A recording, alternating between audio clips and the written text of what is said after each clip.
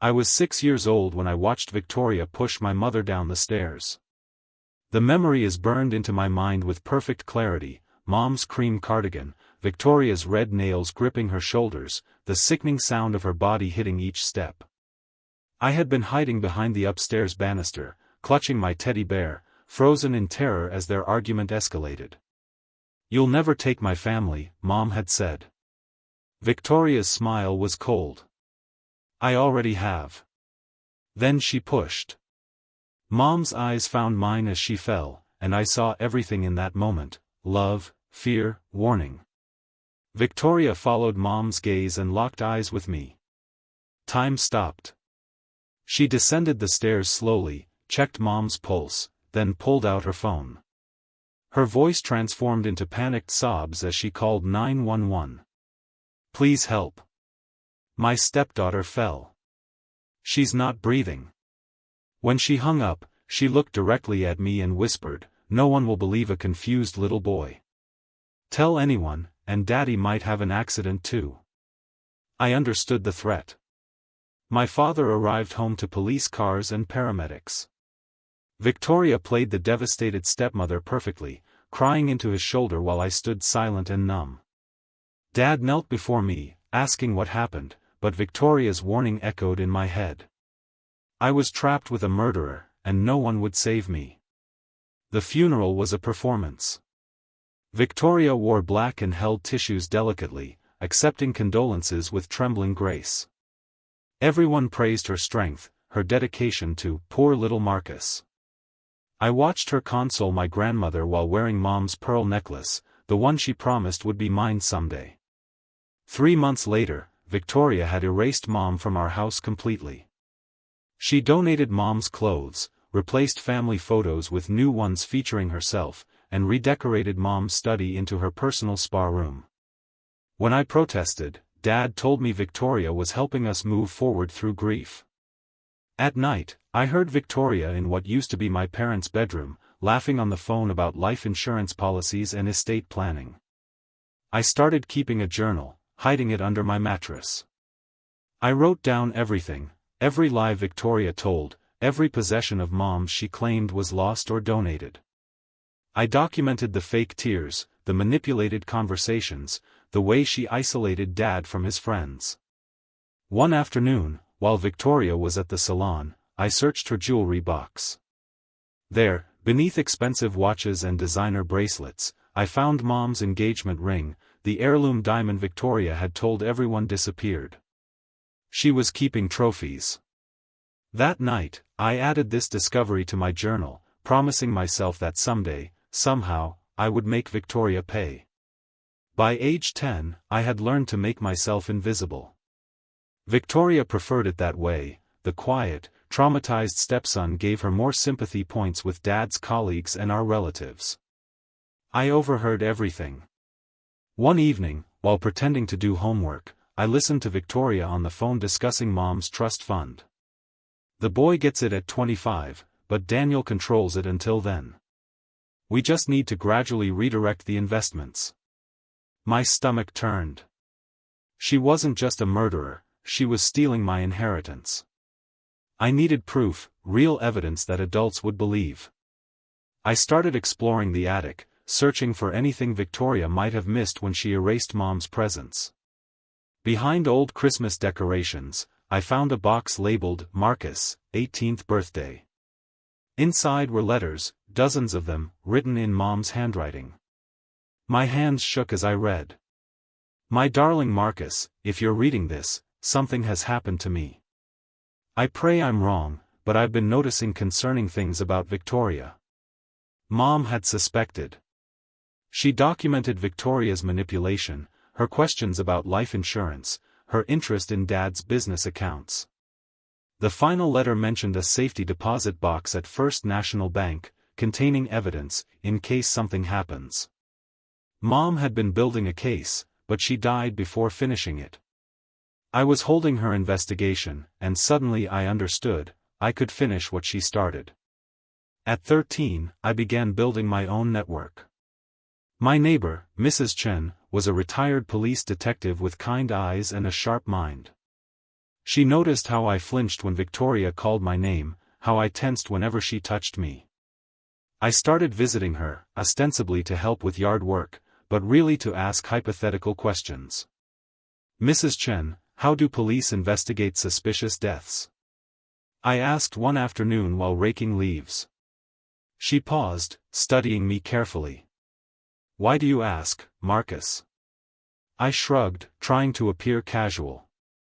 "School project on forensics." She didn't believe me, but she answered anyway, explaining evidence collection, witness statements, and how many accidental deaths go uninvestigated because no one asks the right questions. She became my unknowing mentor in investigation techniques. Meanwhile, I reconnected with Aunt Rachel, Mom's best friend whom Victoria had systematically excluded from our lives. When I called her, she cried. "Marcus, I've thought about you every day. Your stepmother said you needed space from reminders of your mother." Another lie. Rachel revealed that Mom had called her the night before she died, frightened and planning to confront Victoria about something she'd discovered. "What did she find?" I asked urgently. She wouldn't say over the phone. She said she'd tell me the next day. But there was no next day. Rachel and I formed a secret alliance, meeting monthly at a diner across town where Victoria wouldn't find us. By 15, I recognized the pattern. Dad's business partner, Thomas, started questioning company finances. He pulled me aside at the office holiday party. "Marcus, has your father seemed stressed lately? Some accounts aren't adding up."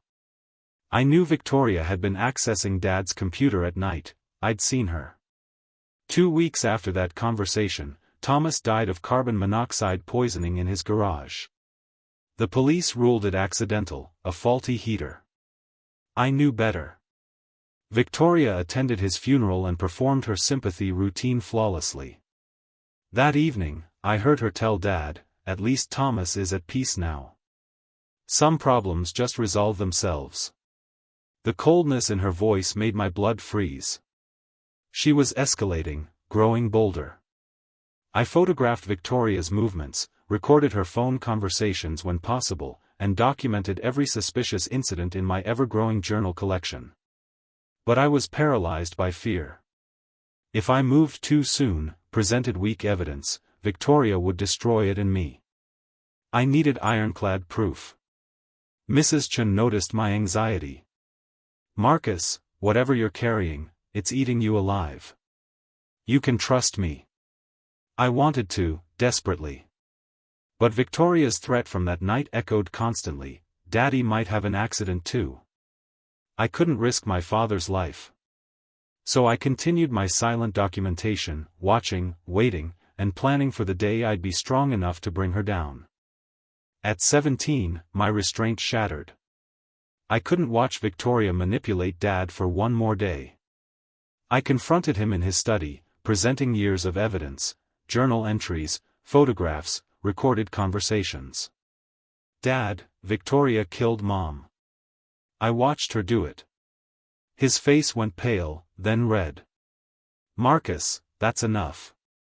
Your mother's death was tragic, but it was an accident." It wasn't. I saw Victoria push her down the stairs. I was there. Victoria appeared in the doorway, tears already streaming down her face. "Daniel, I tried to help Marcus through his grief, but his delusions are getting worse. He needs professional help." Her performance was perfect, the wounded stepmother, patient despite years of baseless accusations. Dad chose her. He sent me to a therapist, one Victoria selected. Dr. Morrison asked gentle questions designed to make me sound paranoid. "Do you often feel people are conspiring against you? Do you have trouble distinguishing memories from imagination?" I realized too late that Victoria had orchestrated this. Therapy records documenting my delusional thinking would discredit any future accusations. I had lost this battle. That night, I apologized to Victoria privately, pretending defeat. "I'm sorry. I've been unfair to you." She smiled, touching my cheek with maternal affection that made my skin crawl. I forgive you, Marcus. Family is forever. But her eyes held a different message. I won. I let her believe it. Sometimes the best strategy is letting your enemy underestimate you. College became my escape and my training ground.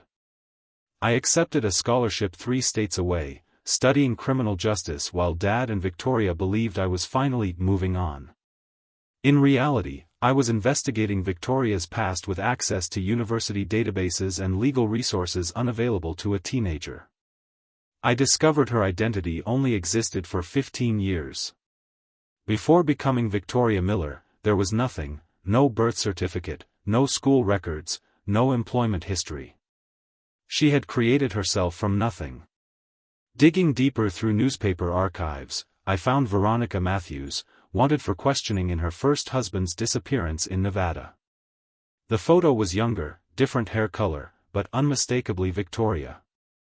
I traced her movements across 4 states, finding obituaries of wealthy men and women who died accidentally shortly after forming relationships with someone matching Victoria's description. A hiking accident in Colorado, a drowning in Montana, a house fire in Oregon. Each victim had recently updated their will or life insurance beneficiary. The pattern was undeniable. Victoria wasn't just a murderer, she was a serial killer, a black widow who had perfected her craft over decades. My mother was just one victim in a 20-year killing spree. I created spreadsheets, timelines, and evidence maps. Each night, I fell asleep studying Victoria's pattern, searching for the mistake that would finally expose her. My junior year, Detective Sarah Martinez contacted me. She had been investigating Victoria's first husband's disappearance and found the connection to our family. We met at a coffee shop near campus. Sarah was mid-40s, sharp-eyed, and direct. Marcus, I believe your stepmother is responsible for at least 6 deaths. But I need evidence that will hold up in court. We formed a partnership. Sarah provided professional investigative resources and legal guidance while I offered insider information about Victoria's current activities.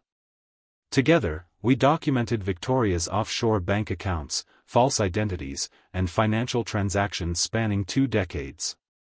Sarah estimated Victoria had stolen over $8 million from her victims. She's meticulous, Sarah admitted. Every death has plausible deniability. Accidents, natural causes, one apparent suicide. Nothing that triggers automatic investigation. We needed something definitive, something that would unravel her entire operation. Then Dad called with news that changed everything. Marcus, I have wonderful news. Victoria's pregnant. You're going to have a little brother or sister. His joy was heartbreaking. I knew immediately this was Victoria's next move. A baby would secure her position, make her seem less threatening, and give her legal claim to everything if Dad died. Sarah and I had to move faster. The pregnancy announcement meant Victoria was preparing her endgame, and my father was running out of time. I returned home for Christmas break, watching Victoria flaunt her pregnancy. She wore flowing dresses, placed Dad's hand on her belly, and talked endlessly about nursery decorations. Dad was transformed, softer and more vulnerable than I'd ever seen him. It terrified me. Something felt wrong about the pregnancy. Victoria claimed to be 4 months along, but I noticed inconsistencies. She drank wine when she thought no one was watching, her belly seemed to appear and disappear depending on her outfit, and she refused to let Dad accompany her to doctor's appointments. The waiting room makes me anxious, she explained.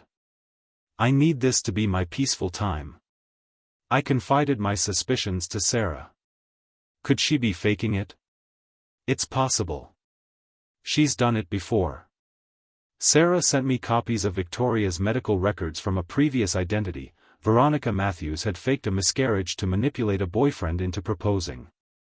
If Victoria was faking now, she was creating the ultimate sympathy shield.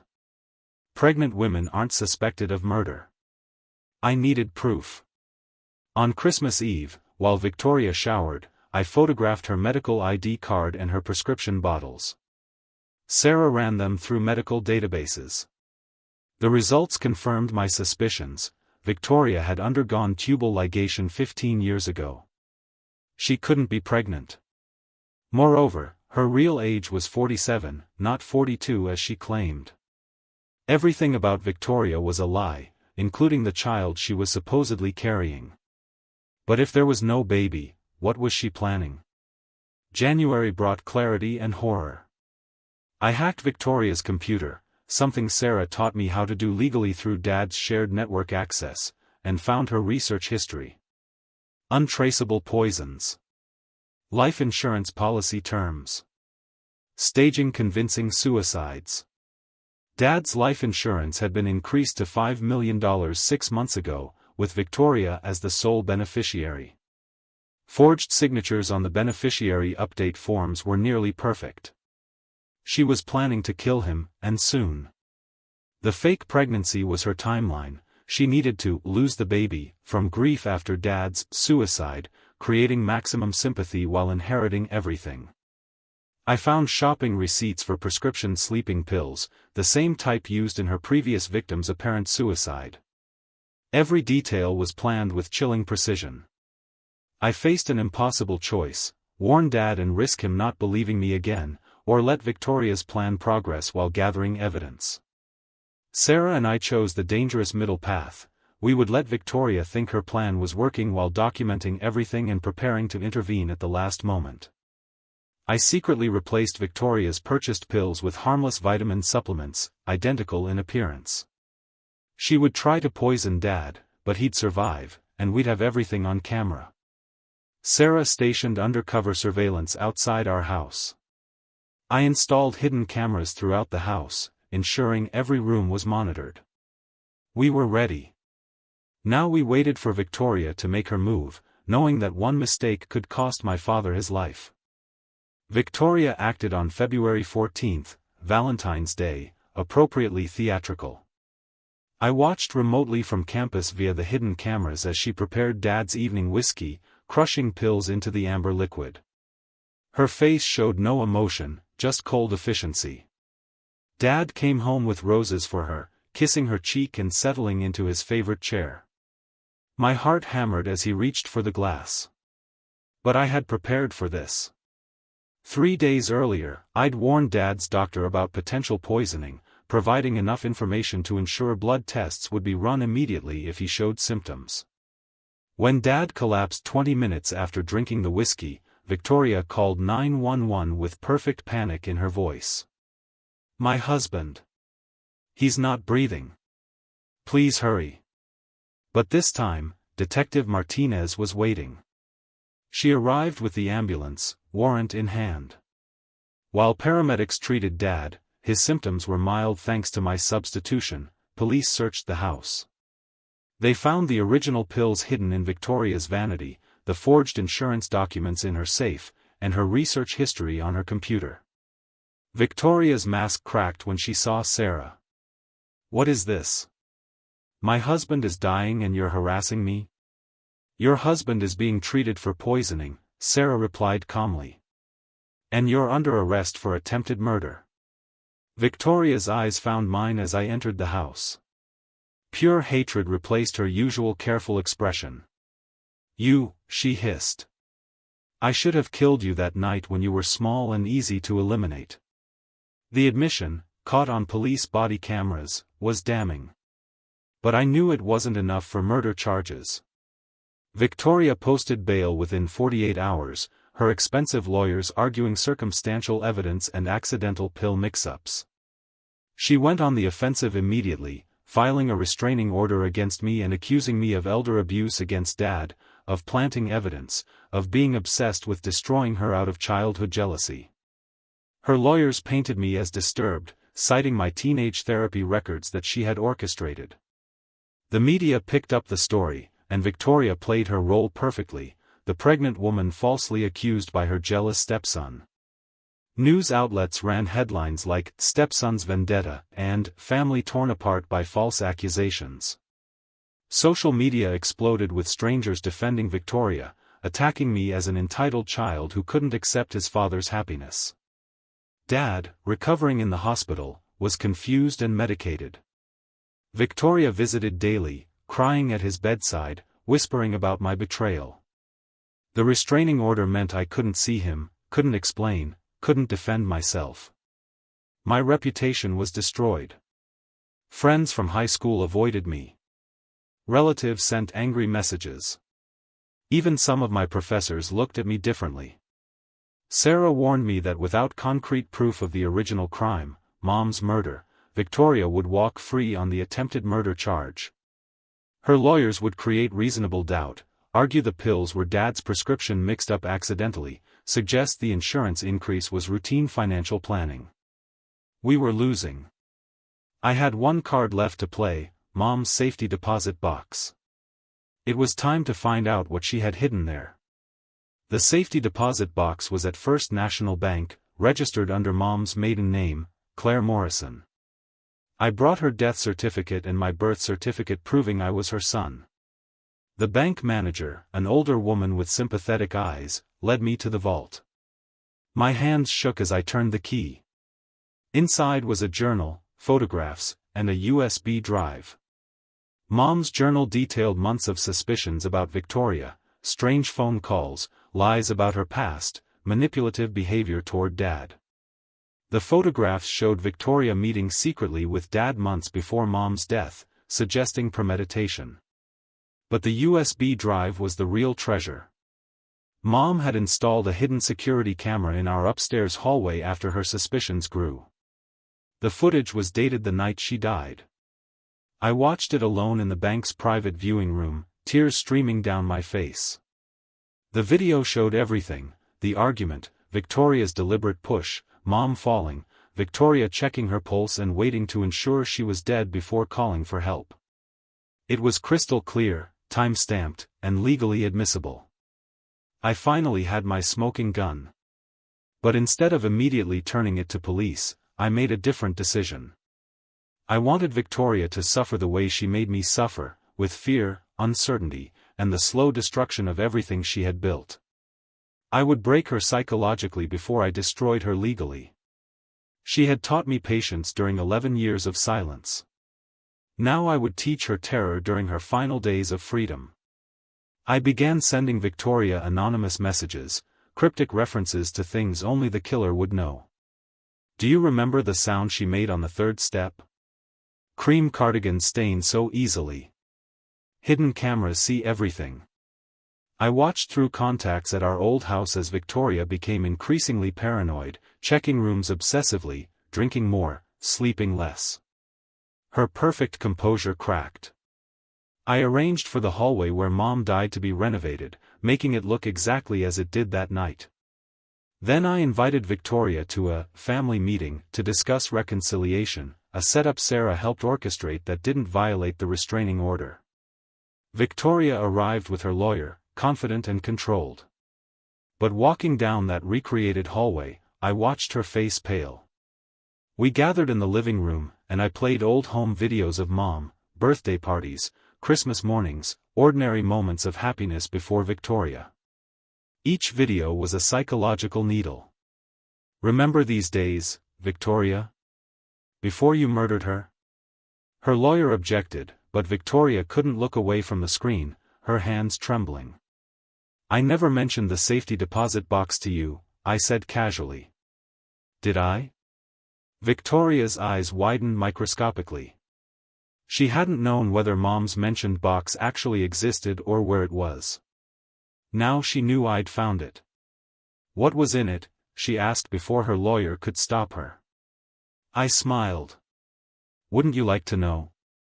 Victoria's fake pregnancy timeline reached its due date, forcing her to admit to a devastating miscarriage. She held a small memorial service, playing the grieving almost mother. But Sarah had subpoenaed Victoria's complete medical records as part of the attempted murder case. The truth about her tubal ligation and real age became public record. The judge allowed the evidence, ruling it spoke to Victoria's pattern of deception and manipulation. The media narrative flipped overnight. Headlines changed from "Accused Stepson" to "Black Widow's Web of Lies." The sympathetic pregnant victim became the calculating con artist. Victoria's bail conditions tightened, ankle monitor, travel restrictions, frozen assets. More importantly, Dad finally saw the truth.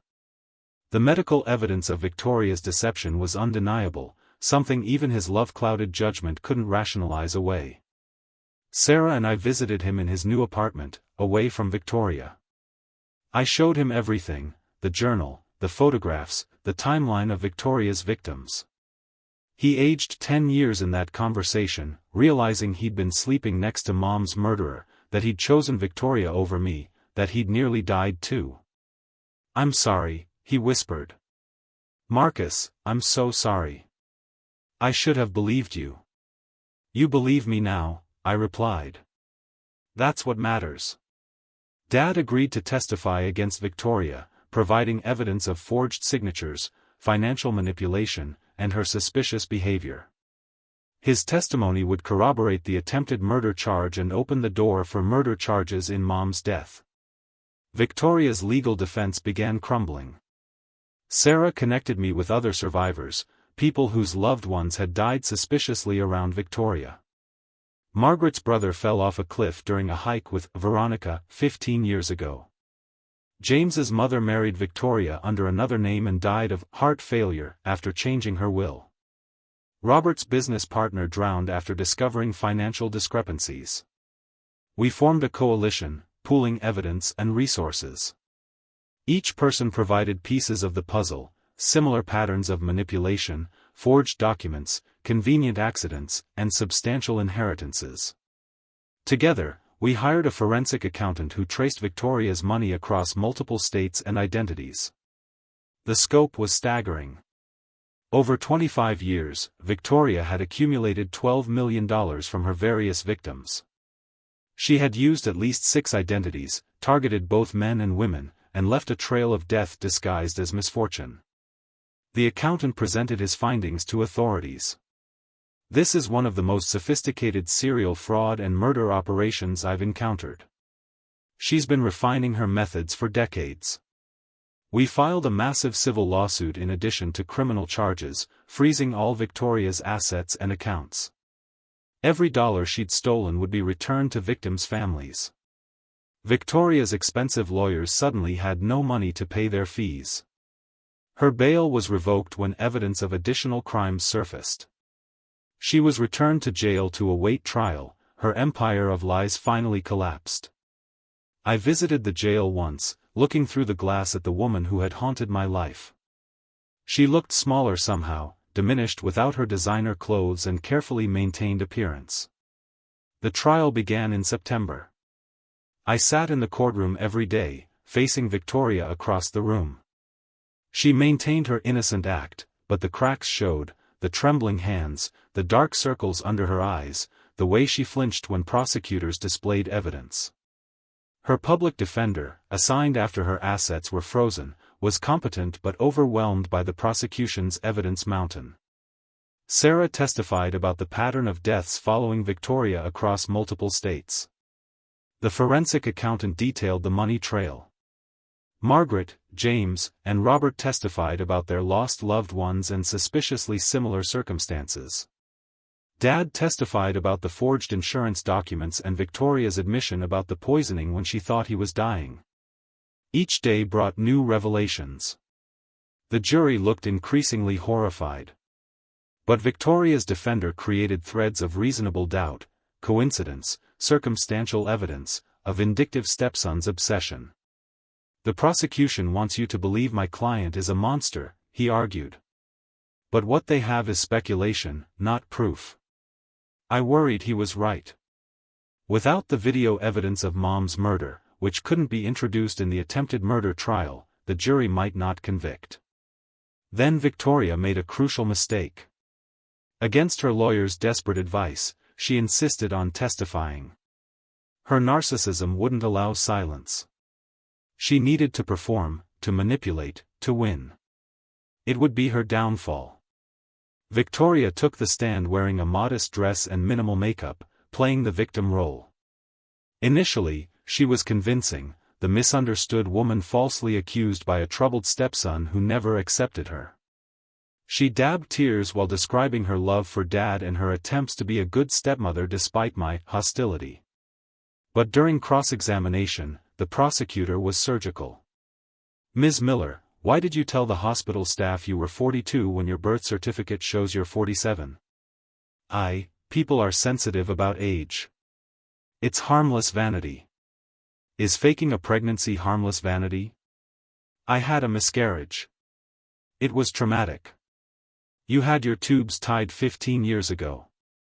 Medical records confirm you cannot become pregnant." Victoria's composure cracked.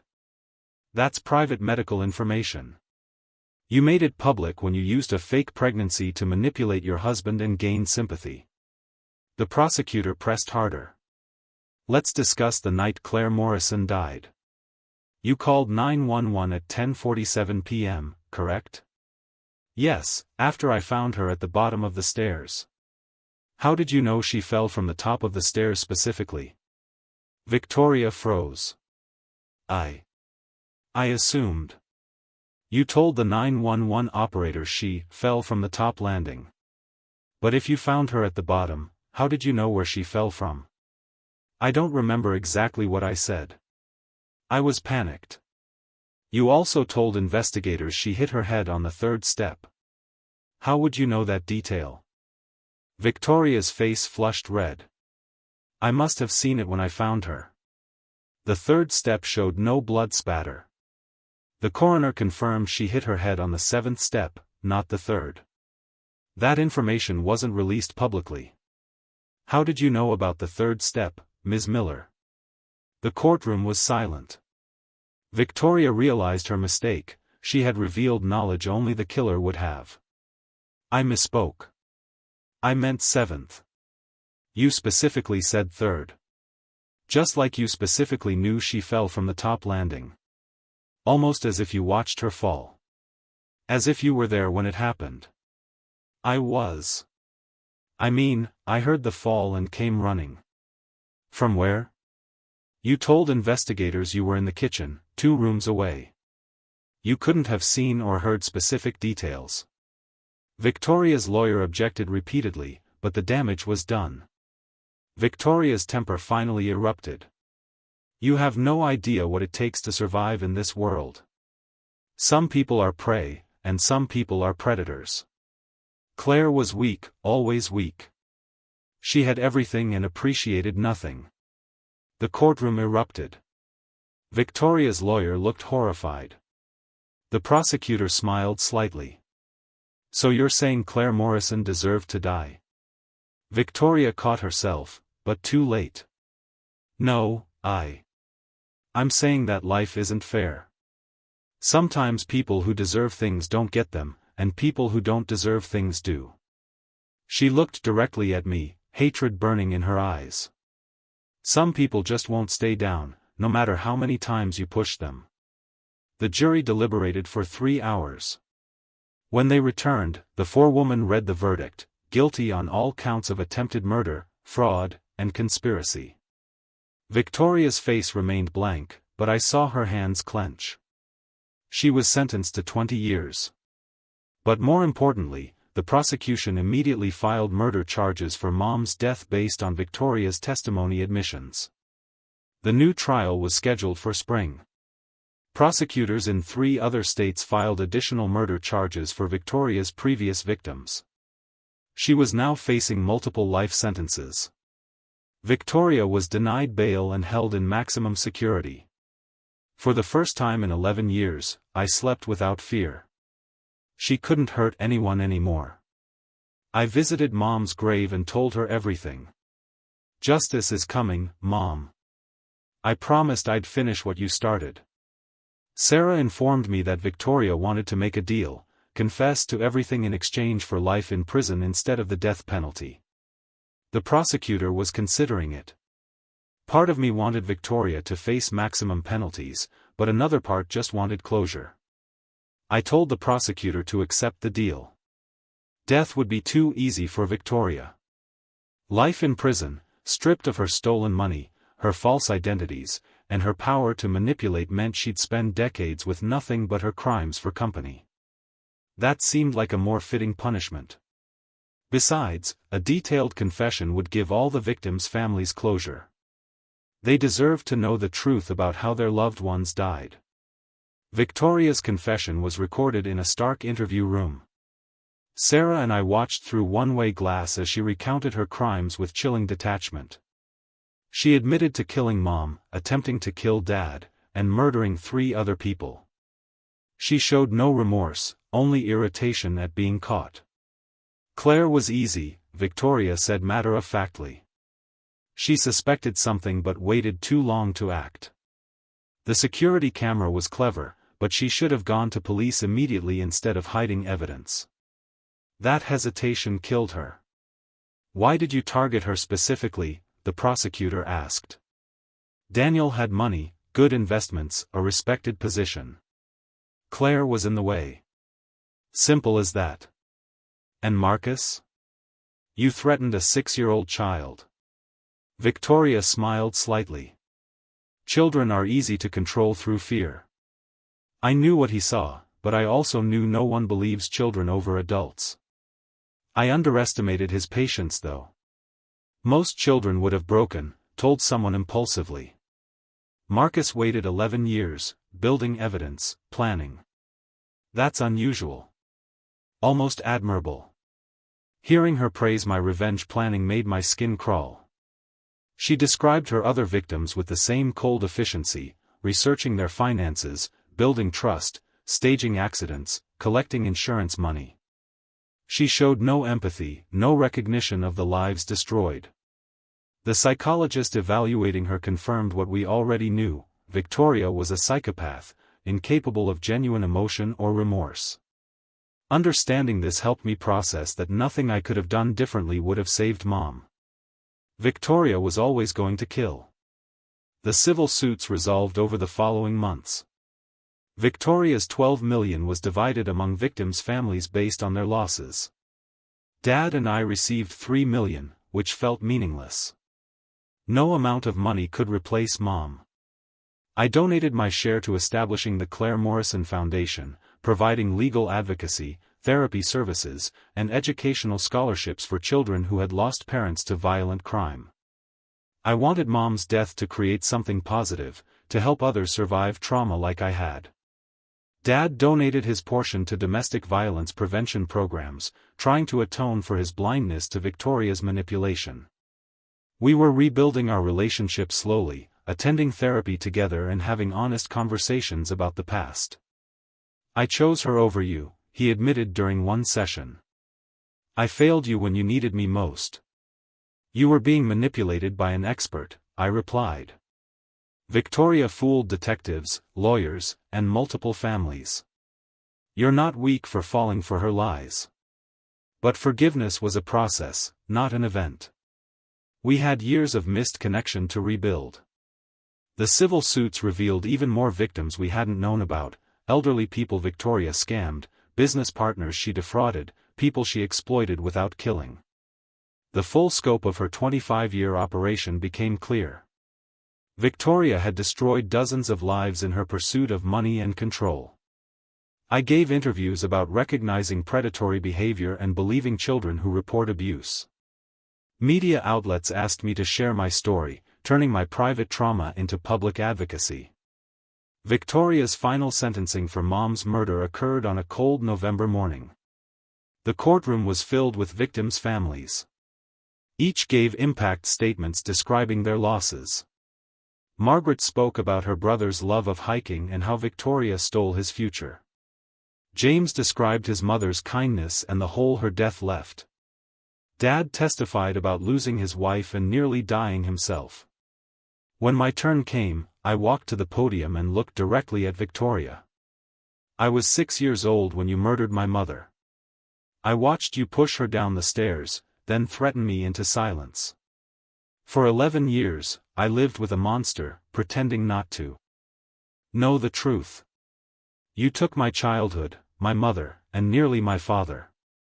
You thought I was just a confused little boy who would eventually forget or give up.